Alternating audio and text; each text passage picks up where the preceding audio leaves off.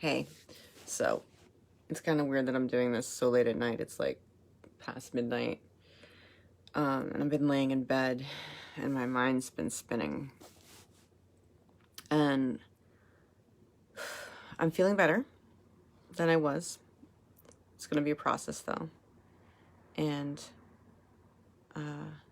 there's like 50 things I wanted to talk about, but I'll start with, and I'll probably forget them all by the end of the sentence.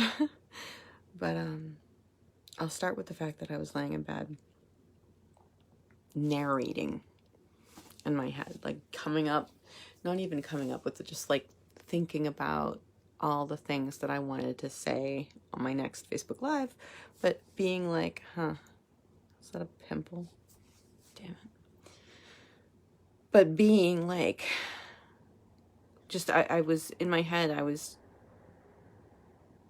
saying the things I wanted to say. I was having a discussion with you guys in my head and thinking, okay, that's what I'll say tomorrow. Okay, that's what I'll say tomorrow. That's what I'm saying tomorrow. But number one, I'll probably forget. And number two, I realized the point of me doing this is to tell you in the moment so we can go through it together. So I was laying in bed thinking about that and having this debate with myself. It's really interesting to watch these things go on in your head. Having this debate with myself about whether I should get up or not. And see, I've forgotten everything. I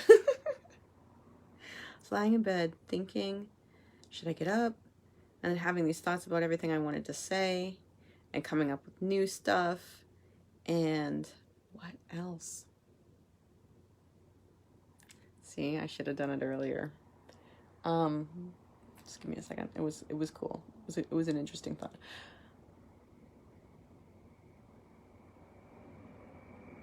Okay, yeah, one of the things was I'm still in moments feeling this feeling of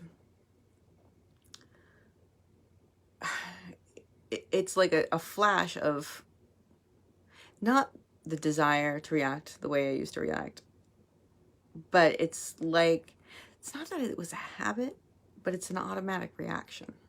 It's still somewhat of an automatic reaction. Like, I feel a feeling, I think the thought, I have the feeling, and it's like, no. But it's really brief. And it's not even like a full tension. It's just like that feeling, the feeling I would get just before I would go into that. And another thing is that when I'm having, it's similar. I'm having these feelings, la la la, yes, yada yada yada. You guys know that. But when a thought or occurs to me that would cause a very specific kind of pain in a very specific place, I tense up for it. That's what I tense and I prepare myself for it. And it's like, it's not coming. Like, it's like there's this like space right, you can't really see it, but it's like right here, right, where that feeling fits in. And I'm getting ready for it to be there, but it's not there. And it doesn't come in. It doesn't. And I feel the whole of it. This is cool. I feel the whole. I feel the emptiness where that feeling is supposed to slide into, or that feeling is supposed to, like, go. So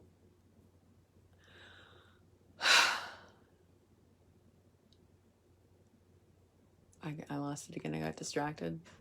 That's another thing. Like, one of the symptoms of what I have, or I don't, how do you describe it? It's a mood disorder, it's not like I've got bipolar 2, right? Or do you say I've got bipolar 2? Or I am bipolar 2? Or like bipolar 2 exists within me? I don't know. I don't know what the proper way to phrase that is. And the reason that matters is because it matters how you talk to yourself. Oh, this is a long subject, guys. I don't know. I don't know if we should go into this, but how you talk to yourself and how you talk to other people really does matter. You listen to yourself and you feel the feelings. For instance, one of the things that I'm learning is not to say I need something, I need to do this, I need to do that, because that's coming from a space of scarcities. And it's telling yourself that you don't have that's not going to happen. And you can feel, if you're paying attention, you can feel the shift when you say, I am doing this. You can feel it. You know, it's important the way you phrase things when you're talking to others. And I know I just said this, and when you're listening to yourself.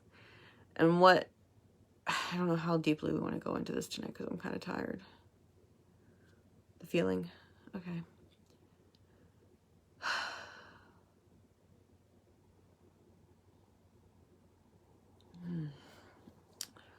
It comes in waves. That's something earlier that because my mind's very busy. And that's one of the things, bipolar 2. I mean, everybody's mind, right? Everybody gets racing thoughts like that. But like, I'll have like 5 racing thoughts at once.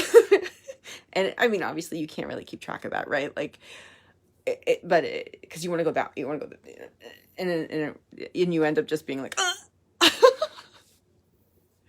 but with more static and more fingers pointing out like this, like all over. I keep, so the way you talk to yourself, this is something I wanted to talk about. I know it occurred to me that if I was in that state, when I was in that state, depressed, if I had seen this, what I would have been telling myself is that sure, that person can do it, but I can't, or my feelings are different from that person. The way, like, she didn't have it as bad, or whatever. Like, there's something different about my depression than there is about maybe your depression, right? Or, nah, let's keep this. I'm not going to put words in your mouth or in your mind. I'm going to tell you from my experience, right? So what I know I would have been thinking in the depression is I would look at the person and think there's something different about that person than there is about me. They can do this, but they obviously weren't that depressed. My depression, my pain, my sadness is so much deeper than hers. And she could find her way out because she was here, but I'm down here. You know what I mean? Like, that's definitely what I would have been thinking. So I want to talk about why that's not true. I want to show you why that's not true. The way you talk to yourself is really important. And one of the things that you do when you're depressed is I mean, people say, oh yeah, I'm so hard on myself. No. When you're depressed, you're not hard on yourself. You stand on your own neck. You grind yourself into the ground with your thoughts. It's miserable. But you don't feel like you can stop doing it because you feel like the person you are is so horrible, right? Like, and you're not even a bad person, and you know you're not a bad person, but I wasn't even a bad person. I knew that I wasn't a bad person and that there were really horrible people out there. But the space that I was in, boy, I really hated myself. And that's something I'm working on. My self-esteem is still pretty freaking low, but I'm not talking to myself the way I used to talk to myself. And what I would do is, and this is, I wanted to mention this, I thought of it because I noticed one of those thoughts coming and I cut it off. But in general, what was it about? What was it about? I was lying in bed thinking about what I wanted to say to you guys and whether or not I should get up and say it and what I would be doing when I said it and how great I would sound. It was so, it was interesting to watch. I mean, I have to laugh at myself. I'm ridiculous sometimes, but in a good way, not in the bad way. Yeah, I do make myself laugh. I'm not gonna say I'm stupid, but in a good way, right? I can say I'm good. I can say that. But it would be like over the slightest things. Like you'd say something and then you would think you would see someone react and you would automatically think that that reaction was about you and it was negative. And you go over in your head what you just did, what you just said, and you find some reason to think it was horrible. To think that, like, okay, oh, this is what they reacted to. This is what they're thinking about me. Oh my God, they're right. I can't believe I did that. I can't believe that I said that. What the fuck am I thinking? I'm such a horrible person, you stupid motherfucker. Right? Like those are the things you say to yourself, like all day long sometimes. It's not nice. And I mean, like I'm trying to think of like more specific things. But I mean, like for years, like I have, and I had, and I still have, up until this very second, I had, so I'm not going to say that I have, I had these thoughts, and there's lots of them, these memories that I clung to, because it's in the past, I don't do it anymore. It's in the past. Oh, that's a feeling. That's a feeling. That was like a feeling. It was weird. It was like I don't know how to describe that one. We're gonna let that one be and continue with the conversation.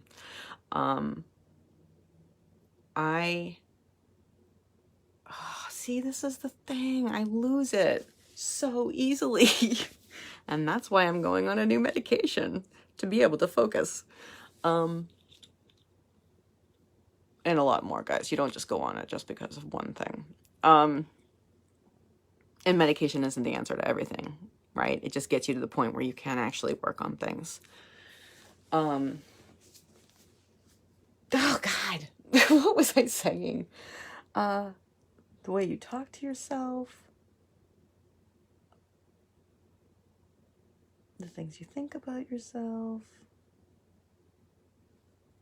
There's a lot to talk about here. So, what the fuck was I saying? I was interested in what I was saying.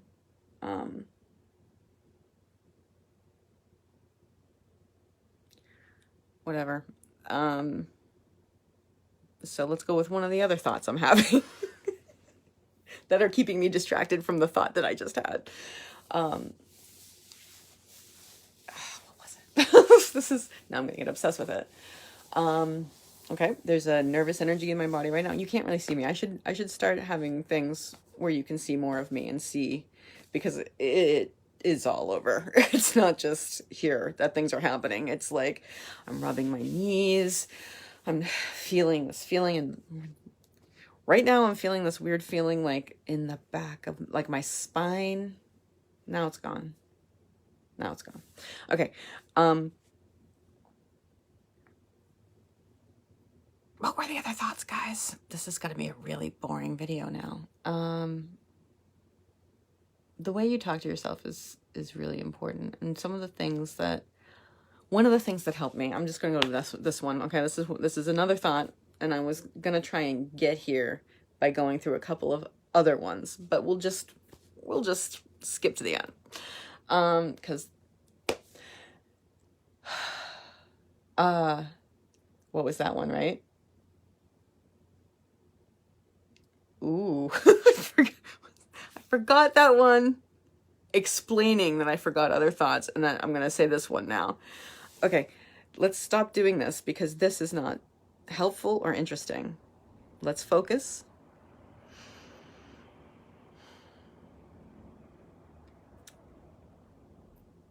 When I was, okay, so one of the things that helped me is a thought that occurred to me was while I was starting to come out of this. Okay, nope. Was that, like, listen to what's going on in my head, hear what I'm saying to myself, and imagine someone else saying that to somebody, anybody else. Like, number one, imagine someone saying this to a friend of mine. Imagine some motherfucker were saying these horrible, horrible things that they should be beaten up for. And I'm not a violent person. That's okay. I don't like beating people. That they should not be saying, and that would make you very angry if they were saying to your friend. How would you feel about that? How would you, like, wouldn't you, well, okay, no, like, you know what? Let's go back even further. If your friend was feeling this way, if your friend was saying this to themselves in their head and they let you know that, what would you feel about that friend? Because when you're having these thoughts, you're thinking, I can't believe I have these thoughts. God, I'm so stupid. God, you know, why can't I just stop having these fucking thoughts? If I could just stop being depressed, but I'm so stupid, I can't do it. Like, that's the shit, right? Like,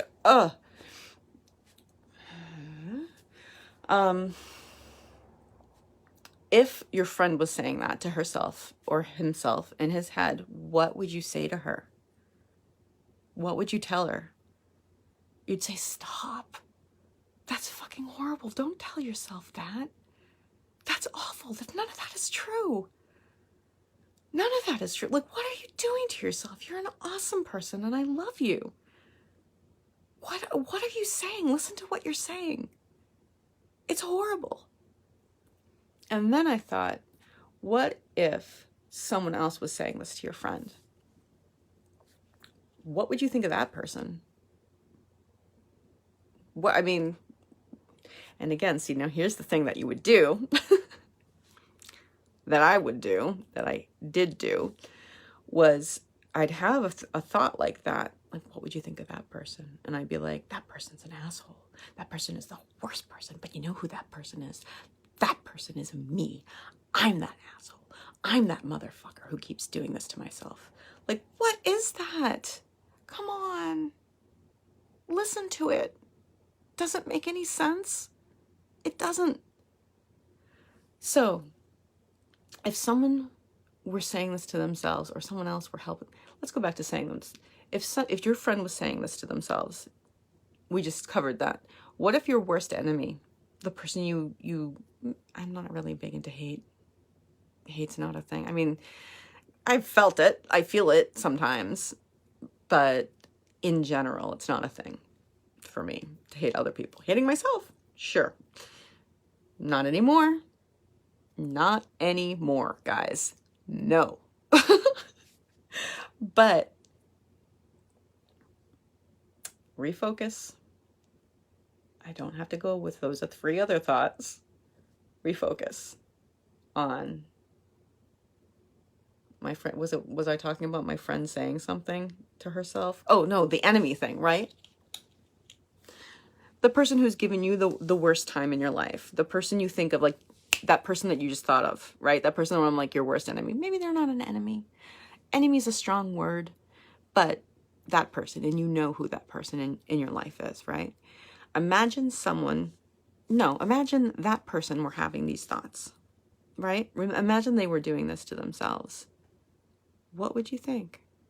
What would you feel about that person? I'd have sympathy for that person. I would feel so bad for that person. No matter how much they've hurt me, it would actually start to make sense, right? It would actually be like, oh, no wonder they're so fucking miserable. Look at what they're going through. Look at what they're doing to themselves. That's so, like, and your heart would go out to them. I mean, I hope your heart would go out to them. And I realized that I was my own worst enemy, right? So that person was me, but aside from me, right? But now you incorporate that person into you, that you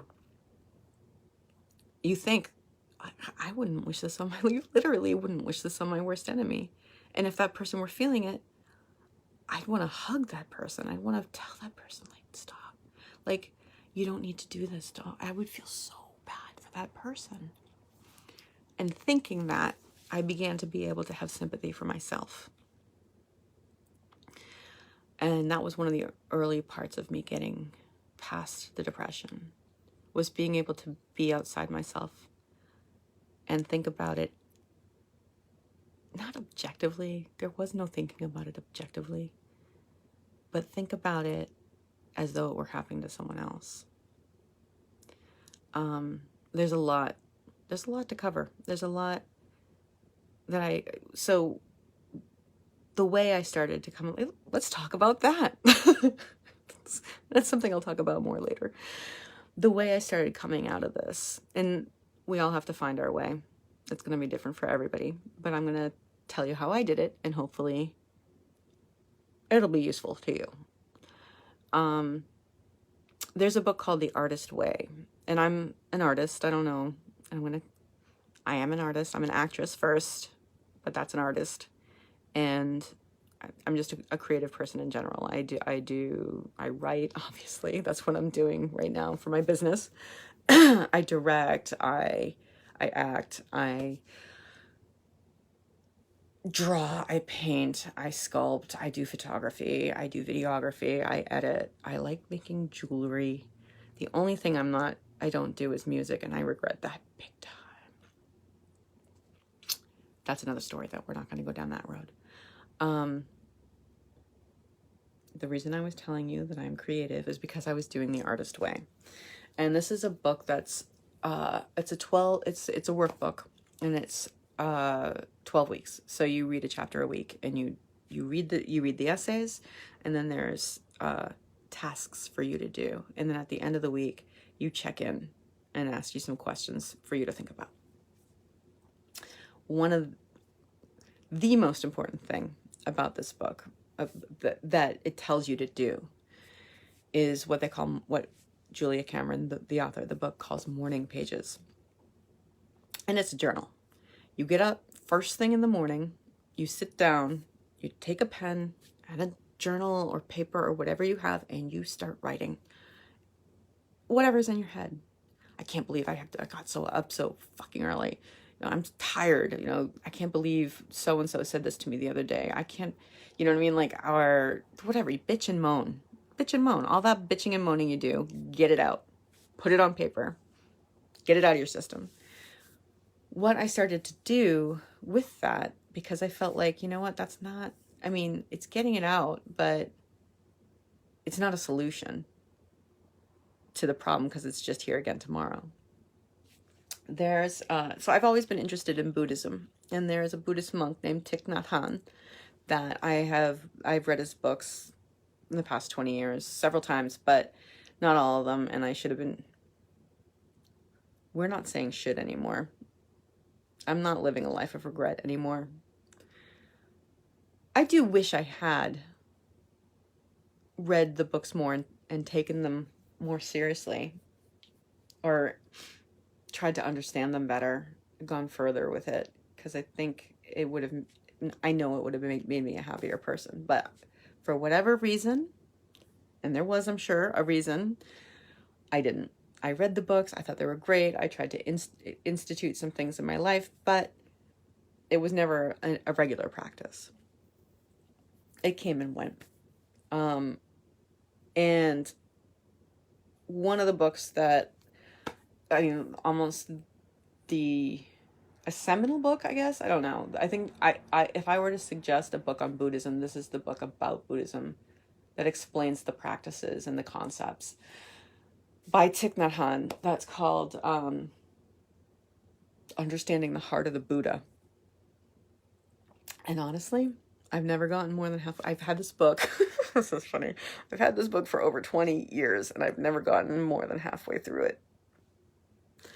So that's an issue I'm going to address some other time. Look at my glasses. Okay, no, not going with that. Okay. Thich Nhat Hanh. So what I was doing was I was like, you know what? I want to get more into this. I want to understand it more. And the basic concepts, obviously, are meditation. But there's this concept of this video is getting long. I feel like I should stop. But I'm going to keep going. So one of the meditation, but also one of the concepts is the Four Noble Truths. And let's start with meditation. Let's start there. So the book starts off and it talks about Buddhism and sort of the history of Buddhism and how you have to understand certain sutras. And sutras are like a discourse. Come on, stick with it.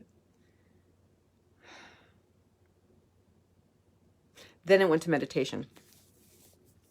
And there are several parts of meditation. There's stopping, calming, resting, and healing, right? These are videos in and of themselves. So I'm just going to explain. I'm going to shortcut this. We're not going to go into that because that is a long conversation. I was using this book as I sat down in the morning, because that's what we're actually talking about, right? The way you talk to yourself is what we're talking about. I would sit down in the morning to do my morning pages, and I would take this book and I would start reading it, and any statement that hit me, I would write down and start writing about it, just my thoughts on it, and thoughts that had like how it applies in my life.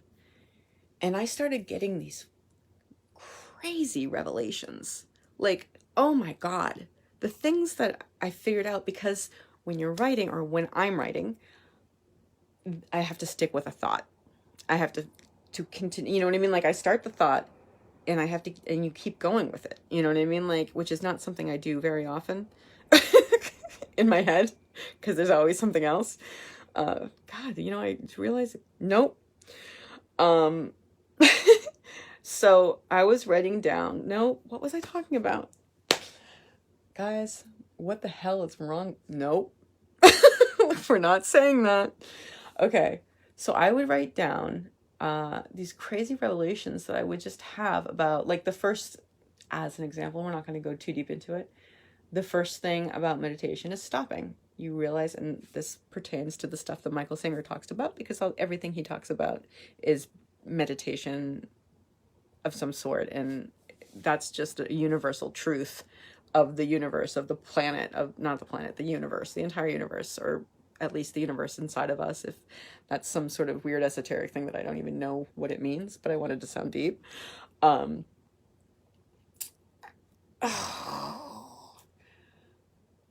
So that's me. I don't know if you understand that is me getting irritated at myself for going down another few paths and not, I'm tired. That's why it's getting as bad as it is. Stopping. So yes. So, Michael Singer talks about a lot of these concepts because he learned what he learned from Buddhism and from his own personal experience, you know what I mean? Of course. And how he interpreted it. No. So I would write this stuff down, about stopping, right? And it was things like, when you feel yourself, when you feel the feeling, stop. When you have those thoughts, stop. Realize you're having them. And that's the first part of it. Then calming is a different, and it goes into how to, like, a lot about how to do a lot of this stuff. But I would write whatever sentence struck me, and I would start, God, I'm repeating myself now.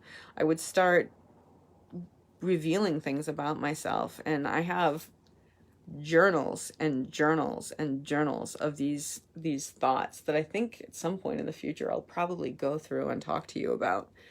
But the whole point of this was to say, the way I got out of this was to journal in the morning and think, like, use it as a way to discover things. But I also had this outside source that I knew was truth. And I would just go with that. Oh, that came back. I'm just going to describe to you. So that the breakup feeling just came back. I don't like it. I don't like it. God, I am rambling. But that's okay. So, I would suggest to you, if you're depressed, to get the Artist's Way. Maybe not even. Maybe just start writing in the morning. And get a tome that you believe is truth. And by that, I mean, maybe there are lots of books out there that contain truths. And the ones that have the universal thoughts, the thoughts, the concepts that keep coming up across the different cultures, across the different religions, those concepts are the true ones, right? Because it's the conclusion everybody on the planet, one side of the planet to another, came to, because they're the truth. Like the thoughts, there's a book by Thich Nhat Hanh called Jesus and Buddha, or Buddha and Jesus as Brothers. And it goes through sort of the similarities in the teachings of Jesus and the Buddha. Because guess what? They're true. So, get a book of truth. And there's something I want to say right now that I know is going to be a problem for some people. But then the question becomes, do I stay true to myself? Well, it's not even true to myself, but do I say the things that I believe to be helpful, but risk not offending people and not turning them off, but risk them shutting their minds to me, shutting their minds to this process or this thought or whatever. If I'm helping them, I don't want to, but I'll say it. But I'll say it. If you use the Bible, there are a lot of really terrible things in there. Because it's stories, right? It's not just truth, it's stories. And that's beautiful. And I am the first one to love a story. That's all I do as a creative person, is tell stories, acting, writing, directing, producing. Everything else is telling a story. It's expressing a truth, right? So I love a good story. I love the Bible. I respect people who love the Bible. I personally believe in a different truth. Not a different truth, because truth is truth. Truth is truth. You're not entitled to your own facts. Opinions, yes. Facts, no. So there are some pretty bloody stories. And there are some pretty horrible people in these stories, that I think are so open to interpretation that you can interpret them in a way that is not, if you're a Christian and you believe in the goodness of God and Christ, there are ways to interpret the Bible that aren't loving. All right. That's what I absolutely, I love the Bible. I grew up with the Bible. Now I'm just being an apologist. I hope if anybody out there is, it's not like I've got a lot of people out there, but if there's anybody watching who's Christian, I grew up Christian, I grew up Catholic, and I love the faith. It's beautiful. The true faith, the true message.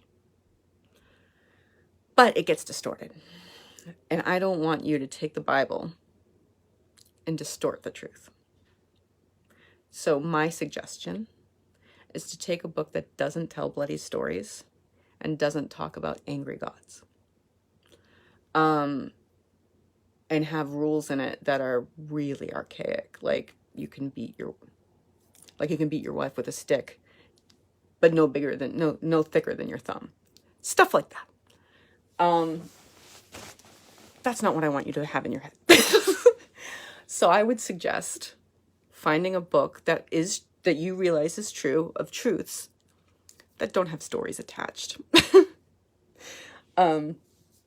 So I took this book of truth and I started writing how it applied to me, the revelations that it brought to me.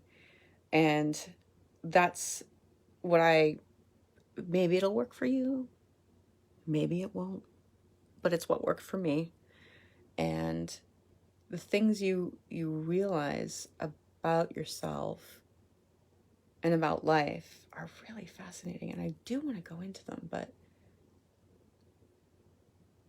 those are long discussions. We're not going to go into them tonight. I'm getting tired, and maybe I'll actually sleep tonight without thoughts running through my head and without the retch-inducing feelings I had in my stomach.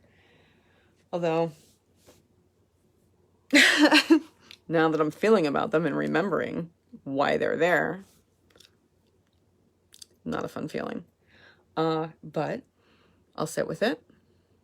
I'll respect it. I won't run away from it. I won't get involved with it. I'll just observe it. That's my thought for the night. And remember, you can always choose to have a great, full night. Good night, everybody.